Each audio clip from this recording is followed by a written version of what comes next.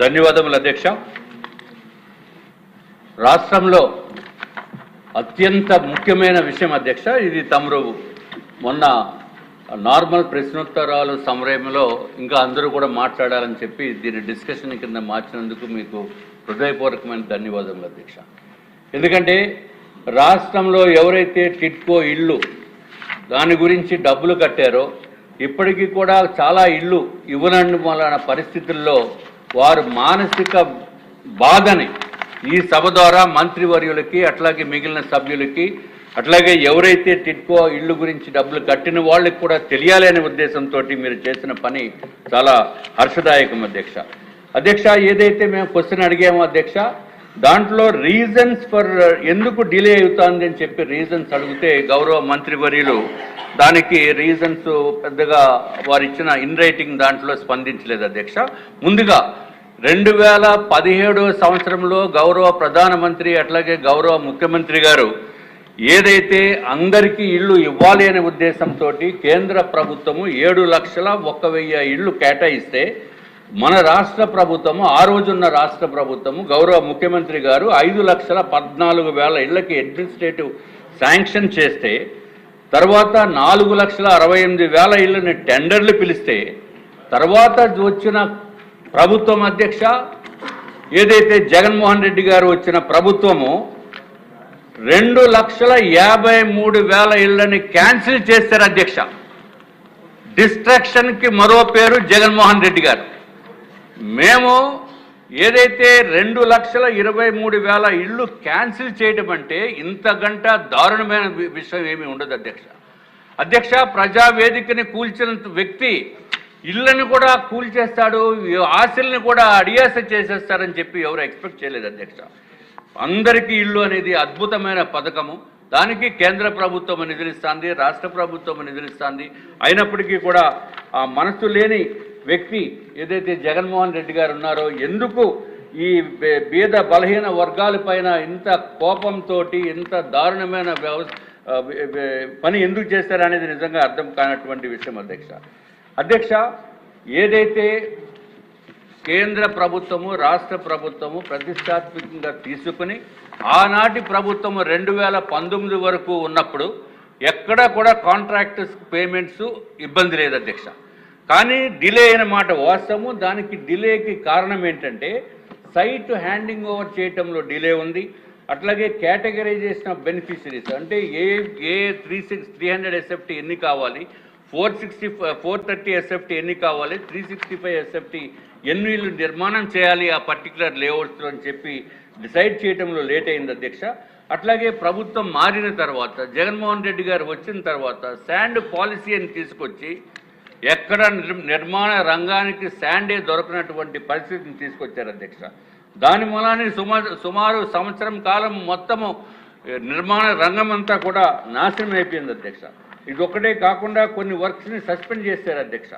అలాగే alternative designs కొత్త అన్నీ కూడా చేయటం జరిగింది అధ్యక్ష. తర్వాత COVID-19 వచ్చింది. ఆ COVID-19 వలన సుమారు సంవత్సరన్నర కూడా టైం వేస్ట్ అయిపోయింది అధ్యక్ష. అధ్యక్ష, ఇది ఒక్కటే కాకుండా ఎంత డిఫరెన్స్ అంటే అధ్యక్ష, గౌరవ ముఖ్యమంత్రి చంద్రబాబు నాయుడు గారు ఉన్న టైంలో కాంట్రాక్టర్స్ ఎవరు ఇబ్బంది పడలేదు అధ్యక్ష. ప్రభుత్వం మారిన వెంటనే ఆ ఇబ్బందులు ఏంటో అని తెలిసినాయి అధ్యక్ష. అటు కాంట్రాక్టర్స్కి బెనిఫిషరీస్కి ఇద్దరికీ కూడా హోల్సేల్గా తెలిసినాయి.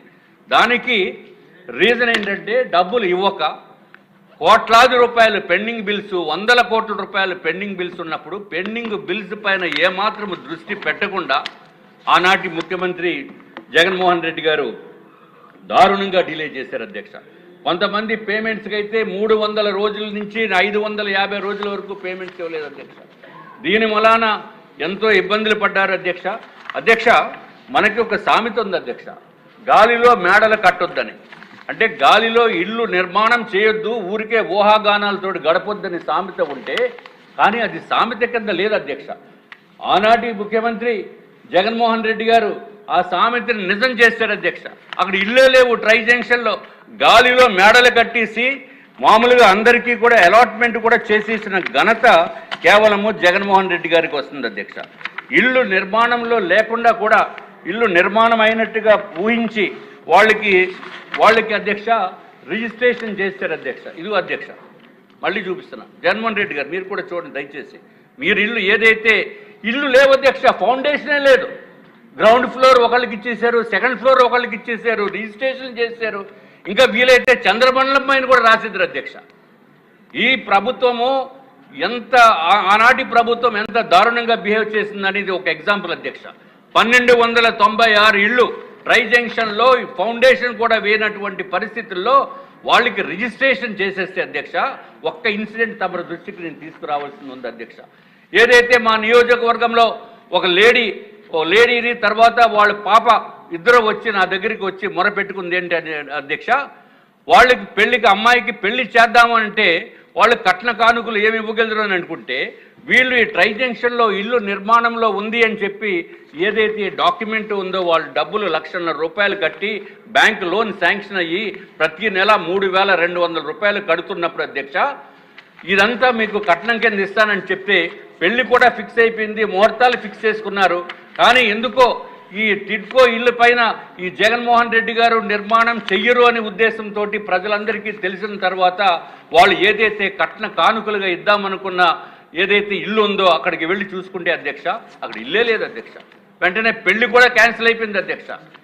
ఎంత దారుణం అంటే వాళ్ళు పాపం వచ్చి గోల పెట్టి బాధపడుతూ ఉంటే మనం చేయవలసిన సహాయం ఏదో కొంచెం చేసి, అమ్మ మీరు కంగారు పడద్దు, నెక్స్ట్ గవర్నమెంటు మన ప్రభుత్వం వస్తుంది, కూటమి ప్రభుత్వం వస్తుంది, దయచేసి మీరు ఎటువంటి అఘాయిత్యాలకి పాల్పడొద్దని చెప్పిన తర్వాత వాళ్ళకి మనోధైర్యం కల్పించిన తర్వాత అధ్యక్ష, ఇప్పటికీ మళ్ళీ కొంత కాలం సమయం దాటిపోయింది అధ్యక్ష. దయచేసి మీ ద్వారా నేను ముఖ్యమంత్రి వర్యుల్ని అట్లాగే మన మంత్రివర్యులు నారాయణ గారిని, ఎందుకంటే అధ్యక్ష అధికారులు కూడా మంచి అధికారులు ఉన్నారు అధ్యక్ష. MD is very good, positive attitude తోటి ఎప్పుడు నిర్మాణం కంప్లీట్ చేసి చేద్దామనే తాపత్రయంతో ఉన్నప్పటికీ కూడా నిధుల కొరత మలాన ఇదేమో ముందుకు జరగట్లేదు అధ్యక్ష. కాబట్టి మరి ఒక్కసారి తమర ద్వారా నేను వీరందరికీ కూడా విన్నవించుకుంటున్నాను అధ్యక్ష. ఏదైతే ట్రై జంక్షన్లో ఇల్లు నిర్మాణంలో ఉండి ఏమీ లేకుండా ఉండి 1296 మందికి అలాట్మెంట్ చేసేసిన వాళ్ళకి కూడా ఎక్కడో చోట మీరు ఇల్లు ఇవ్వాలని చెప్పి తమరి ద్వారా మేము తెలియజేసుకుంటున్నాం అధ్యక్ష. ఇంకొక విషయం ఏంటంటే అధ్యక్ష, ఏపీ టిడ్కో బెనిఫిషరీస్కి కానీ కాంట్రాక్టర్స్ కానీ ప్రభుత్వానికి కానీ మొత్తం ముగ్గురు నాశనం చేయగలిగిన వ్యక్తి, సామర్థ్యమైన వ్యక్తి కేవలం జగన్మోహన్ రెడ్డి అధ్యక్ష. ఎక్కడైనా డిపార్ట్మెంట్ కన్నా మంచి పేరు వస్తుంది, లేకపోతే ప్రభుత్వానికన్నా మంచి పేరు వస్తుంది, లేకపోతే కాంట్రాక్టర్కి మంచి పేరు వస్తుంది, బెనిఫిషరీస్ అన్నా సంతోషంగా ఉంటారు. నలుగురు కూడా సర్వనాశనం అయిపోయారు అధ్యక్ష ఈ జగన్మోహన్ రెడ్డి గారు చేసిన పని.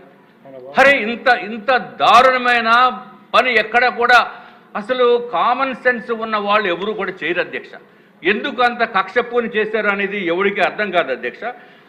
ఇంకొక విషయం అధ్యక్ష, ఏదైతే టెండర్స్ 2000 ఇంకా బెనిఫిషరీస్ గురించి ఇంకా మిగిలిన వాళ్ళు కూడా మాట్లాడవలసిన అవసరం ఉంది, వారు కూడా మాట్లాడతారు అధ్యక్ష. నేను క్లుప్తంగా ముగిస్తాను అధ్యక్ష. ఏదైతే కాంట్రాక్టర్స్ విషయాల్లో కూడా ఎంతో ఇబ్బందులకి గురి చేశారు అధ్యక్ష. ఏదైతే కాంట్రాక్ట్లో జీవో నెంబర్ 94, జీవో 35 ఉందో అది కాంట్రాక్ట్లోనే నిర్మితమై ఉన్న క్లాజెస్ అధ్యక్ష. దాని ప్రకారము ఏదైతే ఏ సంవత్సరంలో అయితే ఎంత పని చేస్తామో ఆ పని చేసినందుకు ఆ ఎస్ఎస్ఆర్ రేట్ల ప్రకారం ఇవ్వటం జరుగుతుంది అధ్యక్ష. నెక్స్ట్ ఇయర్ కనుక ఏదైనా కారణంతో డిలే అయ్యి, ప్రభుత్వ కారణాలతోటి డిలే అయ్యి కాంట్రాక్టర్ రెస్పాన్సిబిలిటీ కాకపోతే ఎక్స్టెన్షన్ ఆఫ్ టైము ఇచ్చినప్పుడు దానికి మళ్ళీ జీవో 35, జీవో 94 అప్లై అవుతుంది అధ్యక్ష. ఈ 15 నెలల కాలమే ఒరిజినల్ కాంట్రాక్టెడ్ అధ్యక్ష. కానీ 15 నెలలు దాటిపోయిన తర్వాత కూడా ఎక్స్టెన్షన్ ఆఫ్ టైం ఇచ్చినప్పుడు అధ్యక్ష దారుణంగా అధికార యంత్రాంగం ఏం చేశారంటే అధ్యక్ష, extension of time is granted without liquidated damages and without price escalation. అరే this is really ridiculous in the entire country అధ్యక్ష. ఏ డిపార్ట్మెంట్లో కూడా ప్రభుత్వము మూలాన తప్పులు జరిగినప్పుడు కాంట్రాక్టర్స్ పైన పెనాల్టీ వేయటం అంటే ఇంతకంటే దారుణం ఏం లేదు అధ్యక్ష. పెనాల్టీ వేయలేదు, ఇండైరెక్ట్గా ఏమని చెప్పారంటే ప్రైస్ ఎస్కలేషన్ ఇవ్వన్నారు అధ్యక్ష. కానీ ప్రైస్ ఎస్కలేషన్ అనే క్లాజ్ కూడా టెండర్లో లేదు అధ్యక్ష. ఓన్లీ ప్రైస్ అడ్జస్ట్మెంటే ఉంది. కాబట్టి అది వర్తించదు. ఎవరైతే కాంట్రాక్టర్స్ పని చేశారో ఇంకా పని చేయాలనుకుని ఇప్పుడు ముందుకు వస్తున్నారో ఈ జీవో 35 జీవో 94 ప్రకారము పేమెంట్స్ ఇవ్వాల్సిందిగా తమ ద్వారా నేను కోరుతున్నాను అధ్యక్ష. అయిపోయింది అధ్యక్ష. వంశీకృష్ణ శ్రీనివాస్ గారు. అధ్యక్ష జస్ట్ 2 minutes క్లోజ్ చేస్తాను విత్ యువర్ పర్మిషన్ అధ్యక్ష. Just I will take 1 minute. చాలా మంది సభ్యులు ఉన్నారు జస్ట్ 2 minutes ఇప్పుడే మంచిలు తాగడం లేట్. జగన్మోహన్ రెడ్డి గారు కొట్టిన దెబ్బకి ఒక గుయ్యమంది అధ్యక్ష, మామూలు దెబ్బ కాదు అధ్యక్ష. అధ్యక్ష అట్లాగే అధ్యక్ష టెండర్స్లో కొన్ని టెండర్స్లో 2016-17 SSRతో తయారు చేసిన టెండర్స్లో అధ్యక్ష మున్సిపల్ ఏరియా అలవెన్సెస్ అని చెప్పి దాంట్లో తీసుకోవాల్సిన ఉన్నప్పటికీ కూడా అది కన్సిడర్ చేయలేదు అధ్యక్ష. ఇటువంటి హెచ్చు తగ్గులు ఉంటాయనే ఉద్దేశంతో జీవో 35లో ఏమనుందంటే అధ్యక్ష, ఎనీ అడ్జస్ట్మెంట్ ఎప్పుడైతే దాన్ని అప్లై చేసినప్పుడు any price adjustment when it is applied when there is a change in SSR, ఆ ఎస్ఎస్ఆర్లో 2016-17 రేట్లలో ఏదైతే బేసిక్ రేట్ తీసుకున్నారో సబ్సిక్వెంట్గా 2018-19లో కనుక పనిచేస్తే ఆ ఎస్ఎస్ఆర్ రేట్లతోటి ఎస్ఎస్ఆర్ నిబంధనల ప్రకారం రేట్లు కట్టాలని ఉంది అధ్యక్ష. ఇప్పుడు ఈ అధికారులు ఏమంటున్నారంటే అధ్యక్ష, ఇదివరకు మేము municipal area allowances on labour మేము తీసుకోలేదు 2016-17లో, కాబట్టి ఇప్పుడు మేము తీసుకోమని అంటున్నారు అధ్యక్ష. ఇది పూర్తిగా వ్యతిరేకం అధ్యక్ష, కాంట్రాక్ట్ నిబంధనలకు వ్యతిరేకము. కొంచెం జాగ్రత్తగా ఆలోచించవలసిన అవసరం ఉంది. జీవో 35 జీవో 94 ప్రకారము దాన్ని కన్సిడర్ చేసి ఇవ్వాల్సిన అవసరం ఉంది అధ్యక్ష. కానీ దాన్ని తెలివిగా ఏమంటున్నారంటే ఈపీసీ టెండర్. అరే EPC tender is okay only up to for period of 15 months when the contract is delayed for the reasons beyond the control of the contractor. Then whatever is the rate which is applicable in the tender, whatever rate is applicable as per the SSR has to be paid అధ్యక్ష.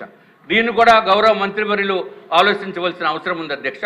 అవసరమైతే ఒక committee వేసి నిపుణుల committee వేసి దానిపైన చర్చించి ఒక decision తీసుకుని చేయవలసిన అవసరం ఉందని చెప్పి తమరి ద్వారా మీకు విన్నవించుకుంటూ కాంట్రాక్టర్ సంగతి కూడా చూడవలసిందిగా మరి ఒక్కసారి కోరుకుంటున్నాం అధ్యక్ష. అధ్యక్ష కాంట్రాక్టర్ అంటే ఎవరు ఇండివిజువల్ కాదు అధ్యక్ష.